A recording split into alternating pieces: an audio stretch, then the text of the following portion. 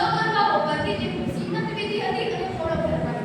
નરસિંહ મહેતાએ મામેરું લેતે જવાનું. પણ આ ઉપર બિચારા ગરીબ પિતાની દીકરી હતા, તેથી તેમના સાસરિયા તેમને મહેડા મારવા લાગે છે. છતાં પણ કુંવરબાઈ જીદ કરીને પોતાના પિતા પાસે, પોતાના સાસુ પાસે પોતાના પિતાને પત્ર લખાવે છે. પોતાના પિતાને કહે છે, મારી શ્રીમંત વિધિ છે અને મામેરાની તૈયારીઓ કરવાની છે. એ અંગે પોતાના પિતાને જણાવે છે. આ બાજુ નરસિંહ મહેતાને જ્યારે સમાચાર